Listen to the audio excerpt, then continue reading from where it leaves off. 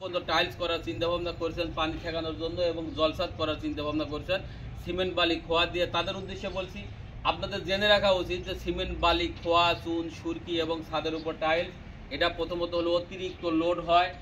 অতিরিক্ত লোডের কারণে এবং এটার টাইলসের পুটিং 6 মাসের মধ্যে নষ্ট হয়। সিমেন্ট বালি খোয়া 1 থেকে 2 মাসের মধ্যে এটার ফাটল আসে। ফাটল আসার পরে সিমেন্ট বালি খোয়ার এবং জলসাদের ফাটল প্লাস টাইলসের পুটিং নষ্ট, এইখান দিয়ে পানি প্রবেশ করে জলসাদ টাইলস প্লাস মূলসাদের মাঝে অবস্থান করে।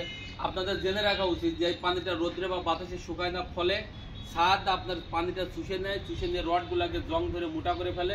মোটা করে ফেলার পরে আপনার ছাদ ভিজা থাকে, রুম ছাদ ভিজা থাকে, রুম ওয়াল ভিজা থাকে, বিভিন্ন জায়গায় ভিজার স্যাঁতসেঁতে থাকে এবং ছাদ দিয়ে পানি পড়ে, ছাদে অনেক ক্র্যাক আসে। এই সকল কিছু সমাধানের জন্য ইঞ্জিনিয়ারিং টেকনোলজি আপনার পাশে সারা বাংলাদেশের প্রত্যন্ত অঞ্চলেও সার্ভিস দিয়ে আসছে।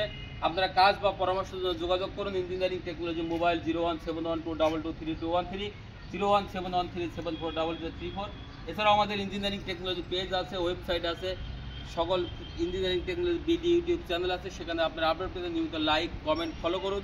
পরিশেষে আমি আপনাদের আরেকটি ইনফরমেশন দিই, সেটা হলো যারা অতিরিক্ত হিটের জন্য রুমের মধ্যে থাকতে পারেন না, ছেলে সন্তানদের দুপুর পরে বাইরে অবস্থান করতে হয়, তাদের জন্য আজকের স্পেশালি এই ভিডিওটা।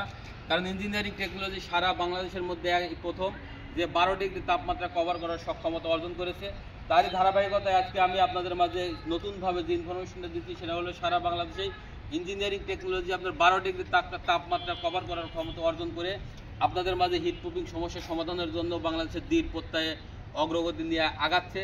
আপনাদের সাহায্য সহযোগিতা এবং একান্ত কামনা আর বেশি বেশি লাইক কমেন্ট শেয়ারেই আমাদের পেজের অগ্রগতি আসবে এবং বেশি বেশি কাজের এতে আমরা ভিডিও আপডেট দিতে পারবো।